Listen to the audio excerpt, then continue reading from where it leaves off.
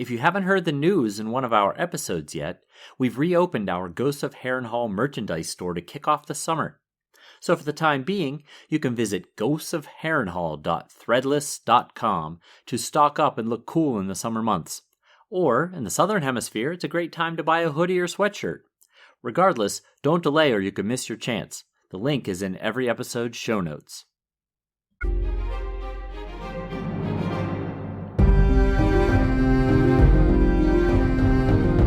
Hello, welcome to the Ghosts of Harrenhal. My name's Simon. And I'm Mackelly. Thank you for joining us for episode 293 of our chapter-by-chapter book review of Song of Ice and Fire by George R.R. Martin. You got Today, it. We're I listen to feedback. Today, we're discussing chapter 21 of A Dance with Dragons. That's John 5. And as always, we're going to chat about the chapter and try not to spoil any future plot points for you. Unless, of course, you have a Buy Me a Coffee Sustainer tier that includes spoilers. Well, then we are going to spoil things for you. Regardless, hopefully we'll provide you some entertainment along the way. We'll summarise what happened, discuss our thoughts on it, provide some useful background, compare it to the television show, indulge in little pedantry, and cover some relevant news and listener correspondence. Be sure to check out the show notes. They'll provide some additional information about the characters and geography of this chapter. How are you, Mackelly? I'm doing well. I want to defend myself just on the R.R. Martin thing. I know his middle initials are R.R. It's just difficult to say when you're trying to say all that kind of fast. Because I don't...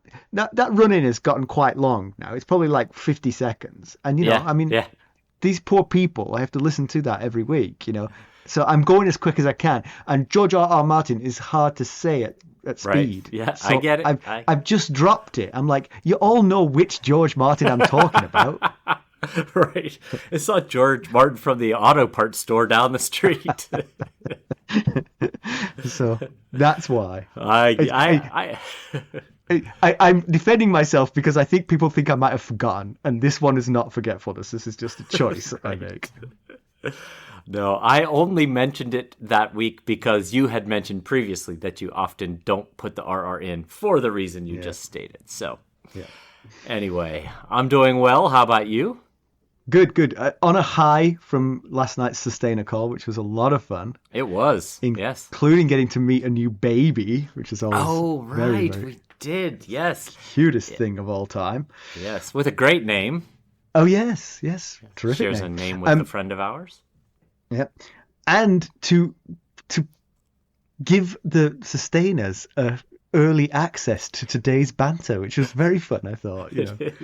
They're all skipping forward now because they're like, heard all this. Actually, no, what they're doing now is they're listening very carefully for my ameliorations to the story. How is this story going to change from last night? It is the weirdest thing. Yes, it is. So each of us has a story today, listeners, but it is the same story. It happened simultaneously and independently, but we had the same story. And we didn't know until last night's call. It's not like we discussed it. Yeah. So I think we'll try it boiled leather. Okay. Yes. So I'm pretty sure I went first, which is, I'll tell you what I did. Lucas's car has a sunroof. Okay. Uh-huh. And have you ever had a sunroof? Oh, yeah. Yeah. When you park under foliage, the sunroof detritus can fall on the car, and that detritus, as it decays, can fill up the sort of rim around the sunroof.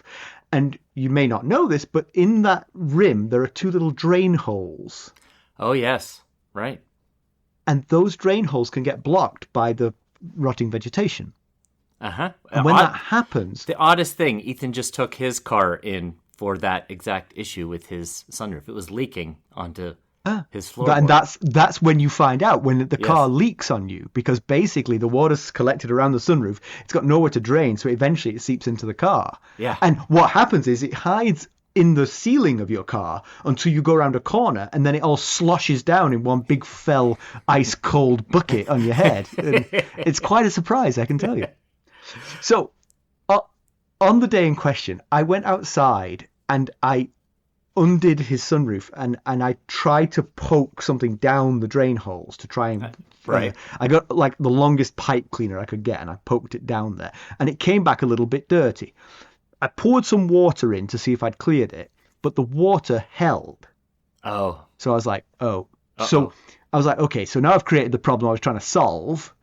So what I did was I said, it was a beautiful sunny day. So I said, okay, Lucas, if it rains later, remind me I'm leaving the sunroof open so that water can evaporate off. Right.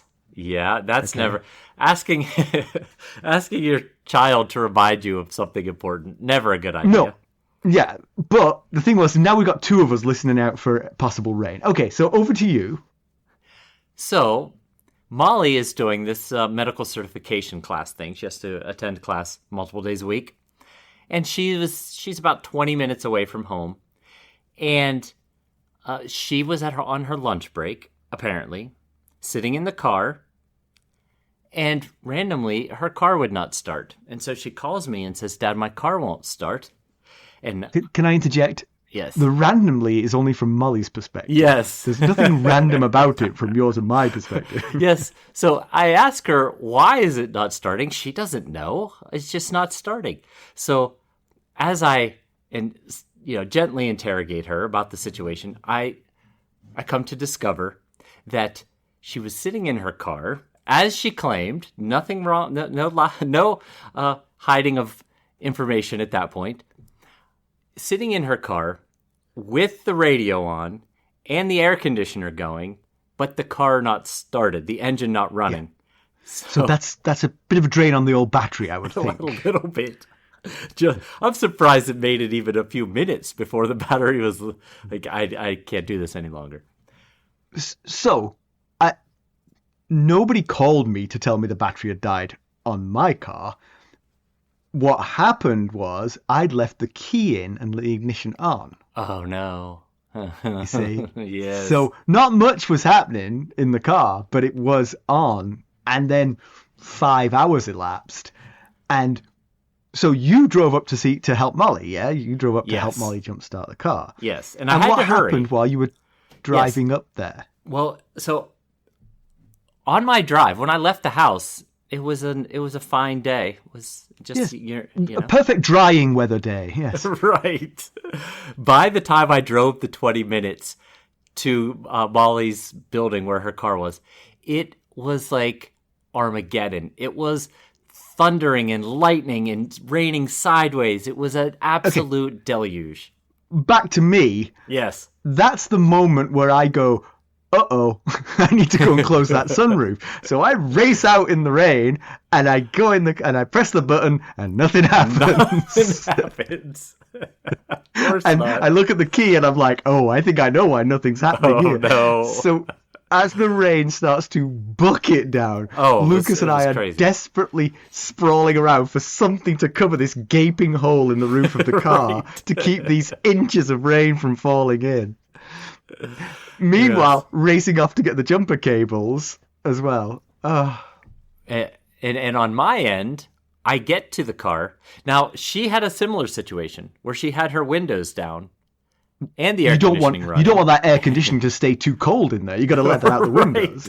I don't get that part. And it was only the back two windows. I've not explored why the back two windows were open. So she couldn't get them to go back up. So the storm started before I got there. So she got the idea from someone in the class. She got grocery bags, and she's in a medical certification course, so she had medical tape. So she taped, using medical tape, grocery bags over the open windows, which was actually working when I got there. That's good. But the problem, so I had to sit there for ages for the rain to slow enough for me to venture out of the car, because it was absolutely could not work. Well, maybe I was not willing to work in it. You. Well, that's the other thing. You see, I didn't know that it was dangerous to jumpstart a car in a storm. and I really needed that car to start because I didn't have medical tape. I had a cardboard box covering that hole. So me and Lucas jump-started it in the storm, and as soon as it would, we closed that sunroof and flew back in the house. Well, I was being a little more cautious because the tape and the was holding. Garbage bags were holding. So it took me 3 tries. I got out. I got the jumper cables, got the hoods open, put the cables on one car, my car, went to go put it on her car, and crack of lightning and thunder, and it starts up again. So I undo it all, get back in the car. I wait another probably half hour or so. It slows. I get out. I start it again. And again, it starts storming on me. So it took me to the third time to get it. And I finally did. I got it jumped. I drove it around, make sure it had enough juice before I left it for her. And one of the issues I was having is that Molly was parked along one of those like grassy medians and parking lots. It has like concrete up to the sides and like grass in the middle. Yeah. And there was a absolute river running down right where my feet were standing. And I thought, this would be really, really bad if I accidentally electrocute myself right here. Luckily, she was in a medical certification class. If she looked out her window, maybe she could have come to my rescue.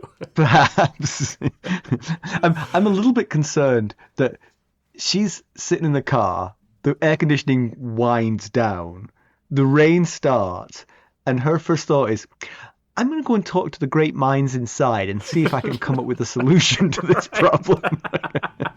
I need my small council around me.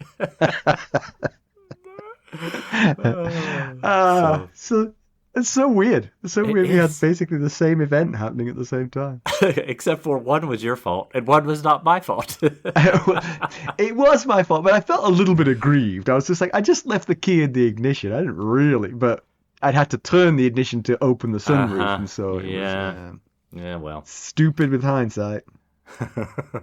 It is something that we both had that situation on the same day at the same time. We told the new baby parent, just treasure these days before your kid's asking you to come and jumpstart a car in a storm. And here's the thing. This was the third time she has run the car battery down by sitting in it with everything but the engine running. So her defense to me was, I didn't know that I couldn't run the air conditioning without the engine on. And I was like, but you had everything else going that does drain the engine. So what would make you think the air conditioning would counterbalance that?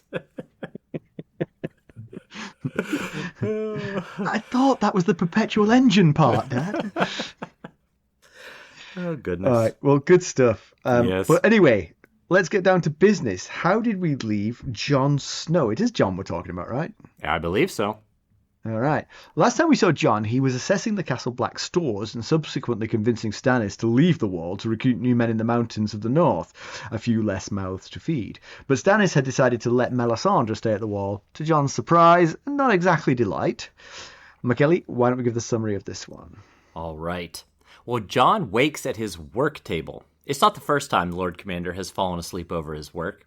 He's been studying books he brought up himself from the disorganized collection underneath Castle Black. When Sam returns, maybe he'll put Sam to the task of organizing the mess. If he does return. Cotter Pike has told Jon that the wreckage of a galley has been spotted along the coast of Scargos. However, they have yet to identify the ship. Jon worries that in an attempt to save Gilly and her baby, he sent the pair, along with Maester Aemon and Sam, to their watery graves. Lord Steward Bowen Marsh has urged Jon to leave the armory and move into the King's Tower now that Stannis and his men have left Castle Black. To this point, Jon has resisted. It implies that the king won't return. Jon concerns about an odd listlessness that has settled over the castle since the king left. It's almost as if the Night's Watch and the Free Folk are both waiting to see what will come. Jon leaves his chambers for the stables. Marsh supervises as wagons loaded with food are formed up. When he sees Jon, he questions whether Jon still plans to go through with this. Jon says, please tell me you didn't plan to say folly. He reiterates to Marsh that Eastwatch and the Shadow Tower need more men. The newly regarrisoned castles of Greyguard and Icemark need more men. And there are 14 other castles Jon means to garrison, all needing more men. With that, Jon gives the signal and the caravan begins to move. Their destination, Molestown. Jon ruminates on the loss of Maester Aemon's council. Marsh and First Builder Othel Yarick are good men, but neither are going to provide Jon with the kind of counsel he needs. He considers the long list of men the Night's Watch has lost, from Lord Commander Mormont and Corran Halfhand to Donald Noy and Jon's uncle Benjen. The Night's Watch has lost many of its best. While riding down the King's Road, Ed points out a tree with a newly carved face. Jon knows it's the work of the Free Folk. Clearly their show of embracing R'hllor as their god before passing under the wall was a farce. It also means the Free Folk are slipping past the cordon Jon set up. Before reaching Molestown, they pass 2 more trees with newly carved faces. On the surface, Molestown looks burned out, as the Magnar of Then burned the few buildings when the wildlings passed through on their way to attack Castle Black. However, most of the town is underground. The wagons form a crescent, and people begin to emerge from the ground. Jon notices the women outnumber the men 3-1, and although there are small children, there are few babies. Jon realizes it's because few babies survive the hardship leading up to their mothers making it south of the wall. Jon also takes stock of the fighting age men in the group. The number Jon was told was 300. However, Jon notices that many are broken, having sustained injuries such as missing limbs and eyes. Jon also counts between 50 and 100 spear-wise. However, the most notable group to Jon are the Thens. They are not broken, standing apart from the rest in their bronze armour. The Free Folk line up and the Night's Watch begin to pass out food. It's immediately clear that the wildlings are unhappy with the amount and condition of the fare. When one woman holds up the line to ask for a second apple for her son, she's pushed from behind by another woman. More pushing and shoving breaks out at other wagons, along with shouts that the Night's Watch is trying to starve them out. Jon has a brother blow a war horn. The wall stands, so it presumably wasn't the Hall of Jerriman. Thank goodness. That would have been a mistake. We are protectors of the wall. Oh, wait. We are rebuilders of the wall. When all is quiet, Jon explains that their stores are limited and they are giving out what they can. A wildling man retorts that the crows eat well enough. Jon points out that it is because they defend the wall. He reminds the crowd why they are here, to seek protection from the White Walkers and Whites, and it is the despised Night's Watch who provide that protection. Jon continues that if anyone wants more food than can be spared here, come and join the defense of the wall. Many consider Jon's offer akin to slavery. Sigorn, the new Magnar of Then, says he'd rather kill the crows than join them. Jon recalls that the man's father died at the Battle of Castle Black and understands his feelings. Jon makes it simple. He won't make them take the black, and he doesn't care what gods they worship. He needs helping hands, whether it be to hold weapons, watch along the wall, or doing menial tasks. Jon adds that he will take old men and women, as well as boys as young as 12 and girls as young as 16. When a little girl argues that the age gap between the boys and girls is unfair, Jon relents, lowering the age for girls to 12 as well. What he will require of them is their obedience. He will put men in charge of them, and he expects them to follow orders. Any who do not will lose their heads. He's done it before, and he will do it again. Those who do not wish to join can crawl back into their holes. The first person to step forward is the little girl. Jon can't even be sure that she is 12, but he isn't going to turn away his only recruit. A pair of young boys follow her. It isn't until Halleck, brother of Harma Dogshead, joins Jon's cause that the levy breaks. When all is said and done, 63 have taken Jon's offer. Unfortunately, though, none of them are Thens. We'll be right back. Hello, friends. Are you ready to make some unforgettable memories? Well, if so, consider the Marriott Bonvoy program. Discover the perfect destination for your summer getaway and unlock exclusive deals on luxurious accommodations. With our affiliate partnership, you'll enjoy unbeatable savings and a seamless booking experience. Don't let summer slip away. Visit Marriott Bonvoy today and make this vacation season one for the books. Use our Ghosts of Harrenhal affiliate page to check it all out and buy Bonvoy points or give some as a gift. The link to our page is in the show notes.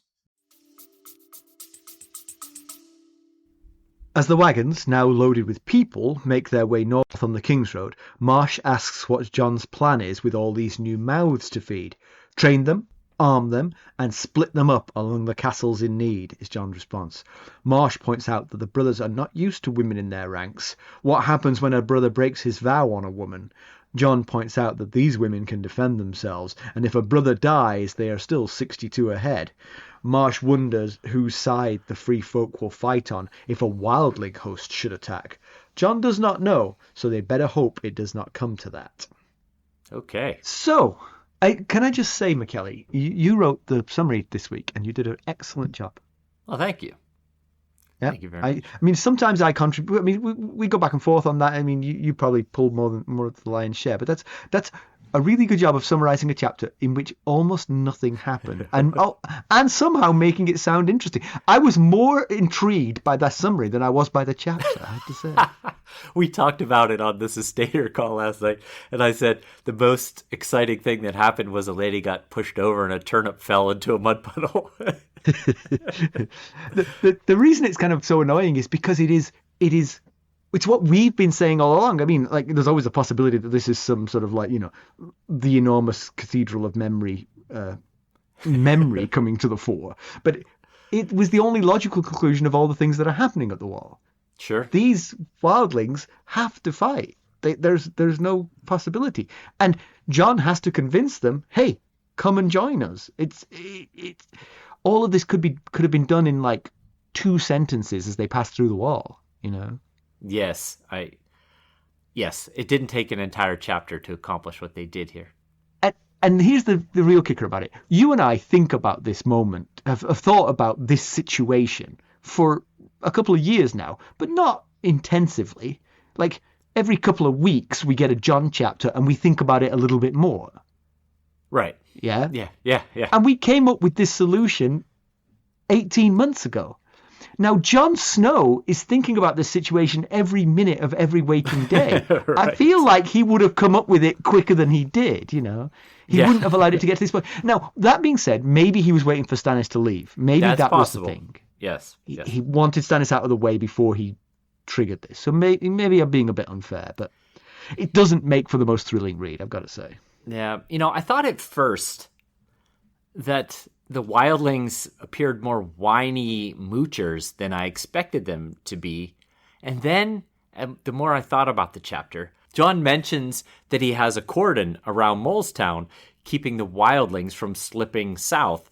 So then it dawned on me, they have no choice but to depend on the Night's Watch for food, as they're apparently not permitted to hunt or forage. And then I was thinking about the very first conversation that Bowen Marsh and Jon have when Bowen starts to say, are you sure? Are you really going to go through with this folly? And Jon says, we need more men at the castles. So from the start, was Jon's plan to not just, it wasn't to go there and feed the recruits what they could afford to feed them, but it was as a recruiting mission to get more men to come back and man the wall. So are you suggesting that he was intentionally creating privation? Sort of. So that he could... Interesting. Yeah, I'm throwing that idea out there as a possibility, intentionally underfeeding to entice recruitment. This is all you're going to get is this one wrinkled apple if you stay here. But hey, if you come back to the wall, you'll eat as well as the crows do. Yeah. Yeah, I think Jon may have outthought us there. But I will say, I do think that the long-term solution here is to turn the wildlings free a little bit, to say to them, to say to the free folk, look, stay in Molestown. That's shelter. It's a good idea. Right. But you're going to have to start farming. I mean, all of these people know how to farm. They live north of the wall. There's no way that they are unable to grow a crop. They definitely know how to do that. Agreed. And they know how to hunt as well. So those 2 things should be able to keep them self-sufficient, I would think. But you're right. They can't be self-sufficient while they're confined. Yes. And I didn't realize that at first. It wasn't until I started to think about exactly in this the chapter situation. is when we learned that. Yeah. Right. Whereas we thought they'd probably been given license to do whatever they wanted until this chapter. Settle somewhere in the gift and fend for yourselves. Yeah. But no, maybe the cordon and the underfeeding was because they all passed through the wall and just kept going down to Molestown. He's like, wait. I need your help up here. I'll show them. Interesting. Yeah. So Jon has some concerns now for Sam and company because word from Eastwatch is that they've seen shipwrecks off the island of Skagos. In the Davos chapter, we learned that 2 of Salador San's ships were driven onto the rocks there. So it could well be that. But again, timelines are very confusing between the various books here, yes. So it's hard to know. Yes. So I did a little digging. And so the question is, my first question was, who sailed first, Sam or Davos? Obviously, for us, Sam sailed a year ago. But in our story timeline, it's very different. And remember, Sam saw wreckage on Skagos when they passed it on their journey to Essos. Oh. So the question is, was that the ship, possibly one of Salvador San's ships, because Davos tells us that 2 of them were driven into the rocks. So according to a timeline that I found online, and I don't know how accurate this is just what I found online, but Sam sailed out of Eastwatch 9 days before Davos was found on Sisterton. That was Sam 2 of A Feast for Crows and Davos 1 of A Dance with Dragons. Okay. So both were out there around the same time, and so they were likely both caught up in the same storm system. In Sam 2, he mentions that they had calm days the first 10 days, and then they got to Skagos, and he saw the wreckage. So if he sailed 9 days before Davos was found on Sisterton, had 10 days of calm, then surely Salvador San's ships had already wrecked on Sisterton. Yeah. So it's very possible he saw Salvador San's. I don't know the veracity of the timeline, but if the timeline is true, then your conclusion is logical and sound. Yes, if the timeline is true. I didn't vet it. It was just what I found someone put together online. So, and of course, they may have been trying to make the timeline fit that story. Right. So they could have been using the fact that we think that Sam saw Salador's wrecked ships as the evidence for the timeline, right? So we've ended up sort of eating our own tail here. Maybe. I can't say, but if it works, if that timeline's right, then probably Sam did see at least one of the 2 ships of Salvador San's. Yeah. So there's tension building between the Night's Watch and the Wildlings at Castle Black since Stannis left, and I wonder what the origin of that is. I wonder if Stannis' presence there cowed the free folk a little bit, like they know he's hard and ruthless, and now he's left the scene. They maybe see Jon as a softer touch. Could be. Yeah, it could. It could also be the fact that it was Stannis' force that defeated them so easily, and so they were, they were on their best behavior while Stannis and his force were around. But now that kind of the teacher's out of the detention hall, the 2 groups, the 2 rival groups that, have hated each other for so long are looking across the classroom at each other, just waiting to see what's going to happen, who's going to make the first move. Maybe. Now, we considered this possibility when Jon decided to keep the wildlings at Castle Black and talk Stannis out of taking them. I mean, these 2 groups have been enemies for generations, and now they're living under one roof with no Stannis and his men to keep the 2 sides honest and peaceful. So, it seemed almost inevitable unless they come to some sort of agreement here. Or the free folk rally around a leader, and that leader and Jon can, hash out rules. But so far, they lost Mance. We'll be right back. This episode is sponsored by Audible. To get a free audiobook, or 2 if you're an Amazon Prime member, go to our exclusive URL, audibletrial.com/ghostsharrenhal. You can find the link in our show notes. Jon also ruminates on the losses in the Night's Watch, and I think it's a good point, because we don't know all these people that well. We don't know. We knew Geo Mormont pretty well. We barely knew Corin Halfhand. Who else? Benjen Stark we hardly knew, but basically from that last name we can infer some things about him. You know? Right. But Donald Noy and Jarman Buckwell. Donald were Noy the as other well, two. yeah. So they do feel like they were very big elements of the Night's Watch. That is the whole leadership tier Yes. of the Night's Watch has gone in one fell swoop, leaving behind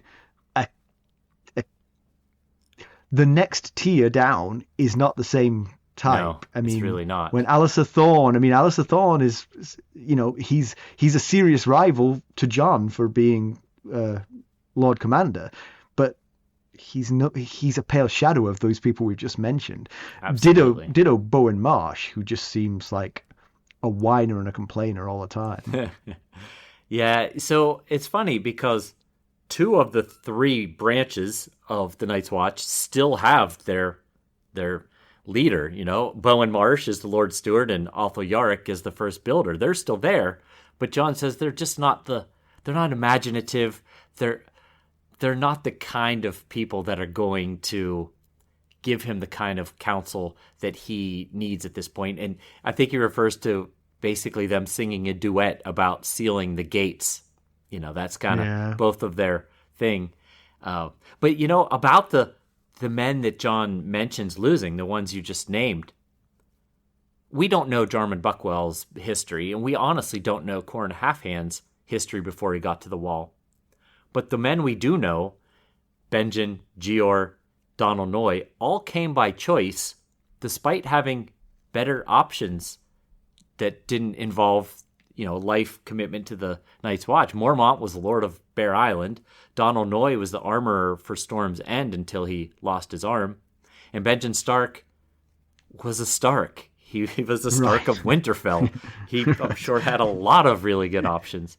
So imagine if Benjen gets back to the Wall any minute now and he finds out all the Starks are dead. He's like, I would be king. Why did I do this? Right. Jon's like, tell me about it. Mormont complained early on in a Tyrion Game of Thrones chapter that at that point there were already too few kind of sharp men at the Night's Watch. And, you know, even Jon, he's a 15-year-old-ish, you know, somewhere in the... I've lost track of exactly how old he is these days, but middle teen Lord Commander. And despite how smart and dedicated he is, it's understandable for it to be hard for the men to fully embrace him, especially when he's making such controversial decisions at such a young age, at such an early time into his tenure, letting the wildlings through the Wall, housing them in Moldtown, working with Stannis, you know, all the things. And he's also making some really ambitious moves like manning the castles, you know, and rebuilding those. There's certainly plenty that his brethren that are already unsure about him could disagree with and think this young kid has no idea what he's doing. Yeah. You know? So it's a tough time for leadership there. It's a good analysis, yeah, and also I really like the fact that you've noted this thing that I'm going to place at George R.R. Martin's feet, that it's the volunteers who are the better leaders. Yeah, the coerced are coerced and always will be. It seems a bit unfair because I'm sure that some of the coerced could end up being, you know, right, people who poach or sleep with the Lord's daughter aren't inherently bad. You know? Right. Yes. The murderers and rapists, sure, they're never, you know, you wouldn't really want those guys climbing the greasy pole. But someone who slept with the Lord's daughter could actually be a very useful member of the Night's Watch. Yeah. But you're absolutely right. Those who volunteer see it as a career and a life, you know, and so they probably want to think about the strategic and long-term aspects of the job, you know. Yep, absolutely. But also the loss of Aemon, it is really huge for a young, unseasoned leader such as Jon. And Sam too. Oh, yes.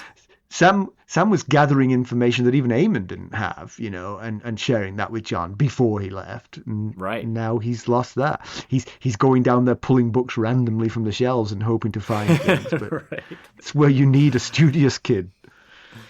And, you know, the thing is most were lost due to rangings. Mormont, Buckwell, Corn Halfhand, Benjen, all lost due to rangings. So you could make the argument for sealing the gates. It would have kept all those men plus hundreds of others alive.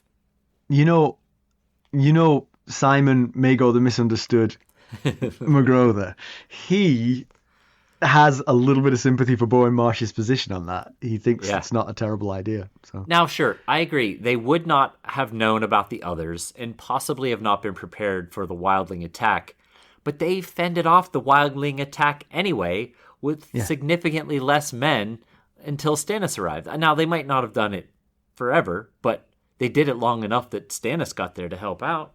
If they had hundreds more of their top brass and best fighters, they might have been able to hold off for as long as it they would have takes. been prepped anyway, because that's how they would have organized themselves. We don't know if the Wildlings are coming because we haven't gone north of the wall, but I tell you what, we're going to be ready in case they're coming. Right, yeah. Anyway. I've been thinking quite a bit about the Wildlings carving new faces into the trees and how basically it's a sign that they're clinging to the old gods. It made me think again about something I've probably voiced previously, that Stannis and Melisandre are an odd mixture of rigidity and practicality. There's definitely this feeling from Stannis of rigidity, but when it comes to it, they can be quite practical. And then this whole thing of making the Wildlings burn the weirwood on the way through the wall just seems like that's so rigid and so unnecessary. And I tried to think about it just a little bit more than... and I did wonder... She had to have had a reason, right? Right. What was her reasoning for that? Stannis didn't care. You could see it in Stannis' demeanor. He didn't care what was happening there. Agreed. Stannis would much rather they have bent the knee to him than any of this adding a weirwood twig to the fire. Once they bent the knee, he couldn't care less about the rest. Exactly. Yeah. Melisandre must know that symbol is not going to change the hearts and minds of those people. You would think. I mean, you may find your religion compelling, but nobody gets coerced into changing happily. That's just not the way it works. But I did wonder, Melisandre obviously believes in greater powers. I would think. At least for a lot. She sure seems to. Maybe she also believes in the old gods. Maybe it wasn't for the wildlings, for the free folk that this was done, but for the old gods themselves. She was actually telling the old gods, see, these people just the tiniest bit of pressure and they disowned you right here in front of them. So when they get down on their knees and pray to you, you remember this moment. So I just wondered if maybe that was her thinking, that she was sundering them not in the hearts and minds of the wildlings, but from the perspective of the gods themselves, that these people no longer care about you. I like that. That's a unique idea I had not considered. Yeah. The performative nature of the exercise seemed more in line with talking to the gods than the people, because the people were just like, okay, I'll throw that in. That's made it a little bit warmer, thanks. Yeah, you're right, because she is a smart woman. There's no way she would have thought, once they've thrown that twig into the bonfire, well, they're mine now.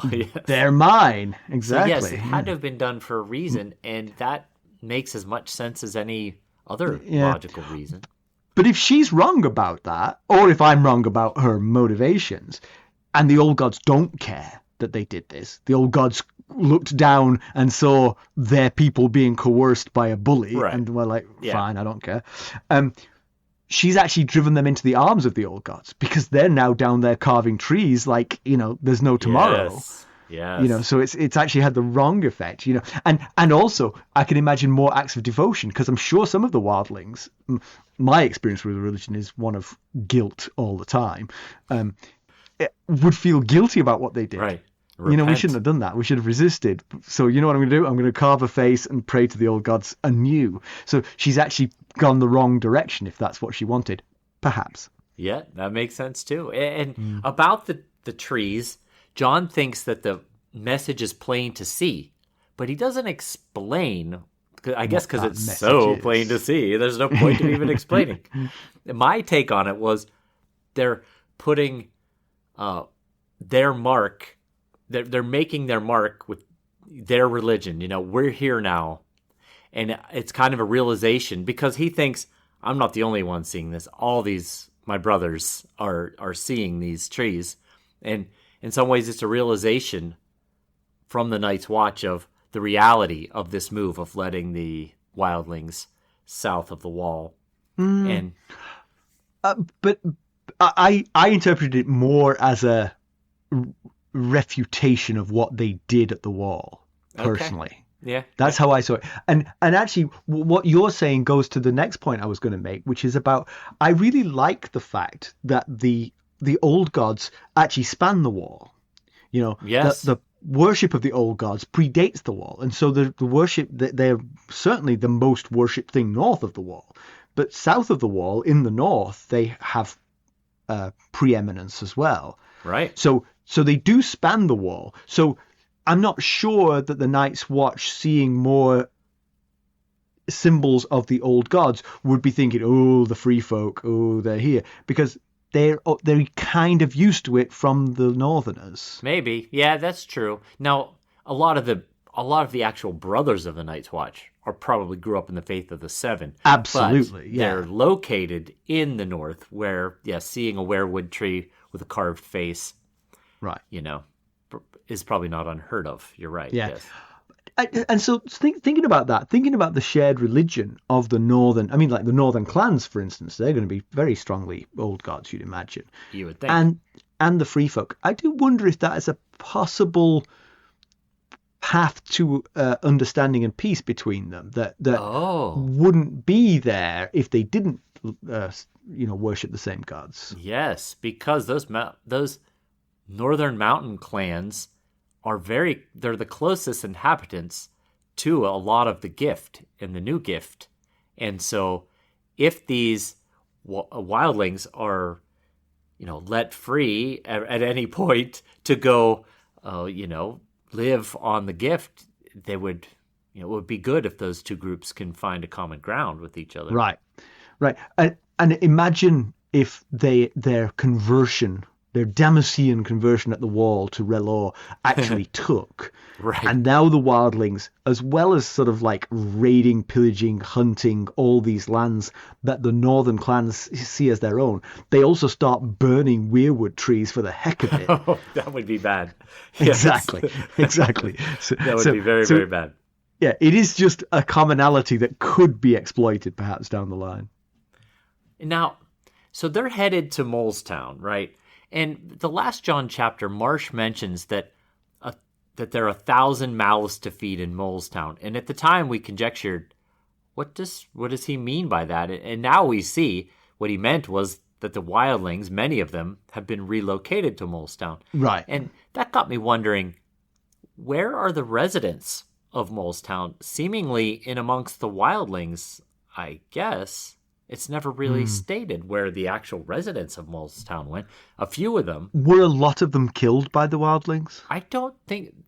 as I understood it, when the wildling band came through, they burned the stuff... They burned the buildings. But the people above were ground. underground. Yes. So, and several of them have become recruits. John's mentioned a couple of them. But I don't know off the top of my head where they are, other than still living there with the wildlings. Interesting.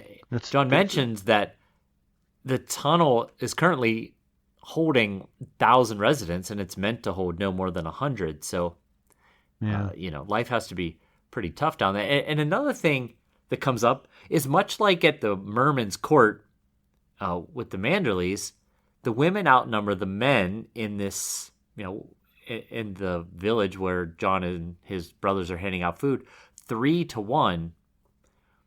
And I guess that's just the cost of war. That in White Harbor it was 5-1. Here it's 3-1. So we're developing a significant shortage of men in this situation. Yeah. I remember reading once that in the 1950s the Soviet Union did a census. And they found that of people who would have been fighting age during the Second World War, there were 7 women for every 3 men. Oh. Wow. Yeah. Yeah. And it's a big country with a lot of people, and a lot of women died in the Second World War too. Right. So it's like, good God, gosh. that's a lot of people missing. Yeah, it really is. Did you notice the numerical symmetry? I You know did. me, I like numbers. Yes. In the very last chapter, Theon convinced 63 Ironborn to leave Moat Cailin. And how many recruits did Jon get today? 63. How about that? I don't know. Now imagine if Ramsay had let those 63 from Moat Cailin go to the wall. He would have doubled the number. Jon would have doubled the Wow, number that how he about just that? earned today. I And wonder, those. I wonder if George R. Martin was rolls 4 D20s to see how many people to do it, and just happened to get the same number twice. And he was like, well, Well, the 63 old it is. gods have spoken. Yeah. And Jon considers these 300 fighting men, as Justin Massey spoke of in the last Jon chapter. And they're not exactly the 300 of Sparta. You know, they're they might have been better off with that Ironborn force, although they were pretty banged up too. But a lot of these folks are on crutches. They're missing limbs. They're missing eyes. Jon compares them to the Whites as far as Walking Dead. And then he contrasts them with the 50 to 100 Spearwives and the Thens, who all seem battle ready. And it's just even more evidence that Jon made the right call, talking Stannis out of marching on the Dreadfort with these 300, mostly injured people.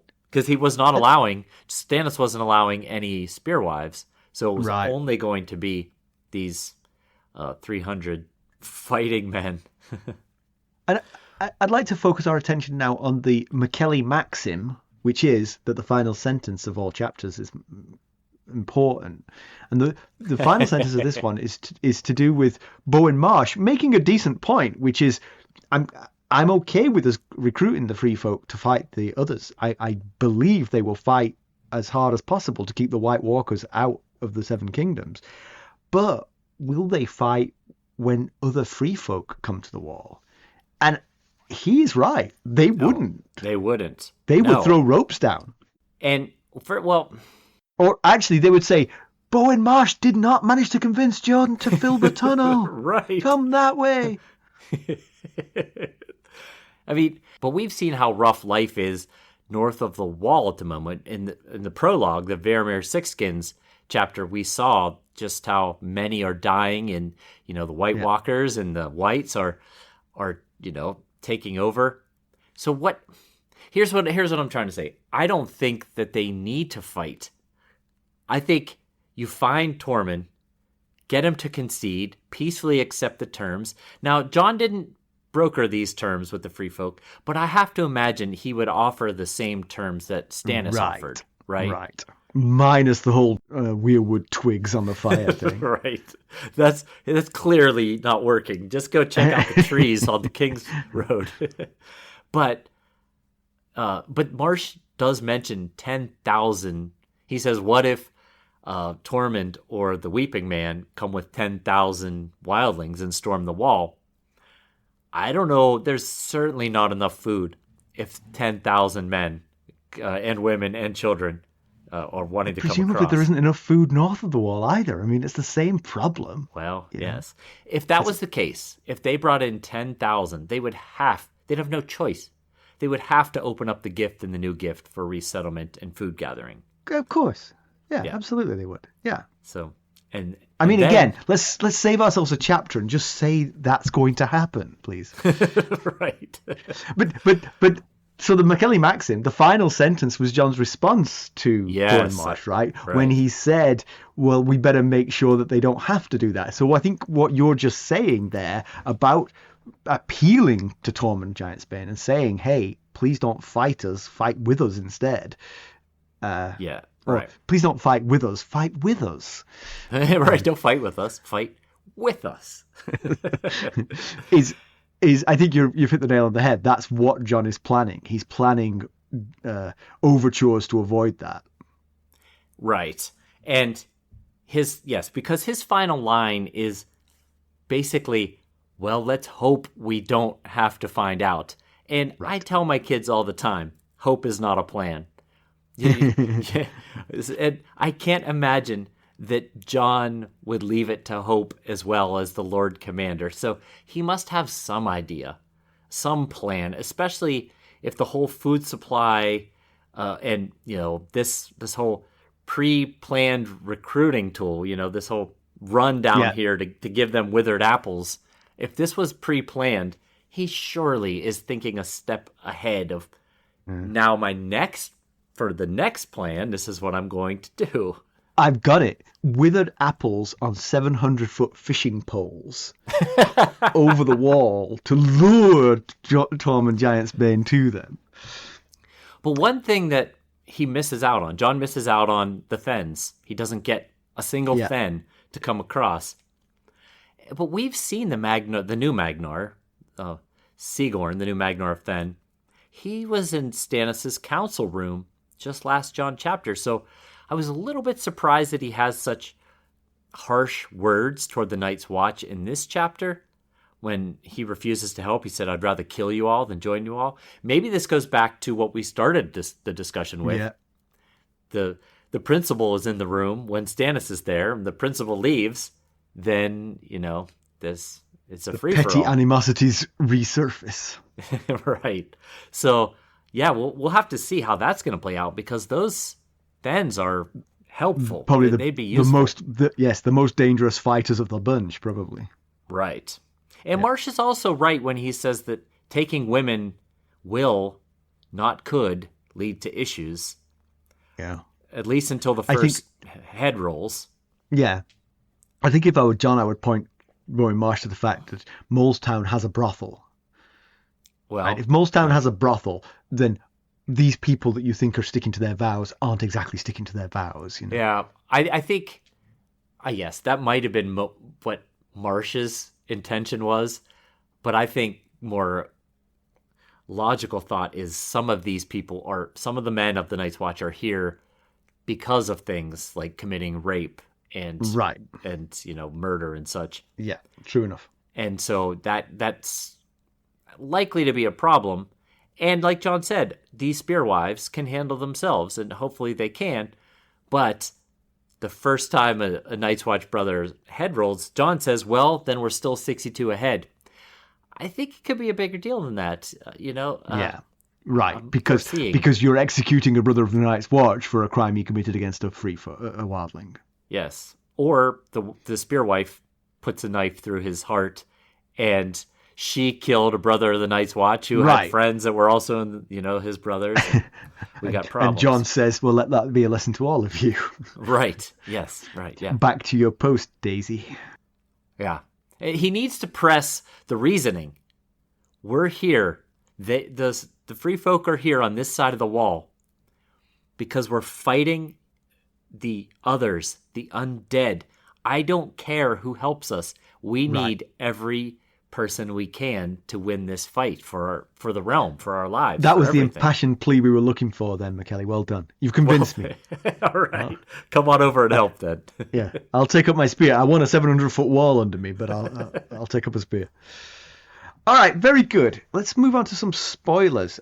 Remember, if you join the higher levels of the Buy Me a Coffee sustainers, you get the spoiler section, and it's always very interesting. Good spoilers. Thank you, sir. How about some background? All right, well, most of this chapter takes place in Molestown, and we've known about its existence from pretty early on in our story. But aside from the fabulous brown cloak haberdashery and the occasional black brother digging for buried treasure, we don't really know a whole lot about the town itself. Well, it's located about half a league down the King's Road from Castle Black, still well within Brandon's Gift, which is the original lands granted to the Night's Watch. Jon told us that most of the town is underground. We learned that in this chapter and in previous chapters, with only a few buildings on the surface. But Molestown does have one surprising bit of historical significance attached to it. And I'm about to tell you what that is. In 58 AC, during King Jaehaerys and Queen Alysanne's royal progress through their realm, they stopped in Winterfell. Alysanne carried on to Castle Black. And one of the staples of the queen's visit was a woman's court. Well, as you might imagine, that's rather problematic at Castle Black. Right. So, right. Alysanne talked Lord Commander Burleigh into escorting her to Molestown. There she held her court with many of the town's prostitutes. During their discussions, she learned that many of them were common women who on their wedding night were taken by their local lord for the tradition of first night, and then afterward their husbands then abandoned them. The queen was so disturbed by this that she ultimately convinced her husband to ban the practice of first night across the realm. Queen Alysanne the Good. Yes. As I shall think of her. I believe. Yes, many do. Called that.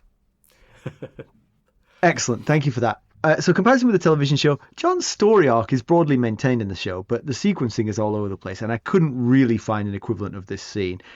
Again, I'm going to side with the show on this, because the logistics of feeding the wildlings is only interesting up to a point. And that point was sometime in the past, honestly. Pedantry corner. I didn't find any pedantry in this chapter, but I'm going to raise a pedantry point here. Okay. I'm going to make my case. This is TV show / listener feedback pedantry. Okay. Right. I was critiqued for not noting that Jane Faria was changed into Sansa in the TV show. Now, I will say, having been critiqued about this, I have come to the conclusion that I was wrong to do that. I should have said that this part of the story was given over to Sansa in the TV show, because it's clear that that's what happened. Right. But so I was wrong. I admit it. I hold up my hand. I should have said that. I'll just give you the reasons I didn't. I don't know what's going to happen to Sansa. The last we saw of Sansa, she is being railroaded into a wedding that she isn't really, an active participant in. She's being told she's who to marry. And so her story is kind of like on a parallel track, and I felt like describing this might be a spoiler for Sansa's story. But since I don't know what Sansa's story is going to be, it's not a spoiler. It's just conjecture. And so I should have said it, and I overlooked it intentionally, but wrong-headedly. So I do apologize for that. Well, no need to apologize. Your idea, your thought process made sense. We don't know, and I can see why. If she marries Ramsay Bolton in the books, it'll be genuinely weird. Yes, it will. I mean, George Martin is going to be short of ideas. News and notes, we don't have much today, but we did have a terrific sustainer call yesterday. It was lots of fun. People are so nice. And we had a nice turnout, too. It was a really good crowd. It was good, Yeah, it was fun. I had a lot of fun. I felt like you and I did a lot of talking, and I kept thinking, we need to shut up and let everybody else talk. We should shut up and let them ask questions and things, but we just blather on. Well, everybody seemed to enjoy it enough. At least they pretended to, while they were probably thinking, we have to listen to these two blather on every week, and here they are live doing it. Man, I thought they were splicing it together, but they can just go on and on for 40 minutes without a break. Barely without a breath. That we can. We sure can. Let's conclude this one. So Jon does what's needed, and what's needed is more people on the wall, defending the wall against the White Walkers and the others. That being said, Bowen Marsh is right to be concerned about what will happen if it's not dead people coming to the wall, but in fact, they're friends of the free folk. That could go differently.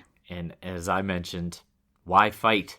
I'm sure Jon will offer the same term Stannis did. I mean, at this point, how could he not? Is he going to get into a prolonged fight? He's the one that, during his speech in this chapter, said, the others will kill your family, kill your people, and then turn them against you. He's not going to let 4,000 free folk be turned out there, You'd or 10,000, however many. Yes. I think Bowen Marsh said 10,000. That's even worse. But it's definitely going to be a rough ride if these groups are going to come together, the Free Folk and the Night's Watch. And like I mentioned, adding spearwives and children to the mix, it's not going to help the cohesion any, I can't imagine. Yeah. You just reminded me of Ken Loach is a very famous British filmmaker, and he made a movie called Land and Freedom, which is about the Spanish Civil War. And it's an interesting movie. And at one point, the war becomes so fragmented and so disorganized that people who left England to fight in the Spanish Civil War end up on opposite sides of a battle. And they're yelling across the battlefield at each other, "What are you doing over there?" kind of thing. But a lot of what the yelling back and forth is how good their beans are. The beans over here are delicious. Oh, the beans over here are fantastic. I think is what needs to happen when Tormund Giantsbane comes to the wall. Hey, Tormund, how are you? The beans up here are fantastic. So the whole thing is going to hinge on Three-Fingered Hob and his ability to make good beans. I think I might have found one of his two missing ones. Well, yeah. I guess we'll see how it all plays out eventually. Or maybe we won't. Who knows? Maybe that's in the next book. So we'll never find out. Right. All right. So next time we're back to Tyrion, right? Is that right? That's right. Oh, I'm excited. Yeah, wait a second. Didn't he die last chapter? He fell in the water and was being drowned. The last he saw was darkness. Yeah, I mean, that's why we tried to leave it as a cliffhanger. But if you just looked ahead 2 chapters, it was Tyrion again. So I mean, it could be Tyrion was unaware of the fact his body was laid out on a slab. Yes, it could be like Afterlife Tyrion. Yes. Yeah. Yes, could be. Yeah.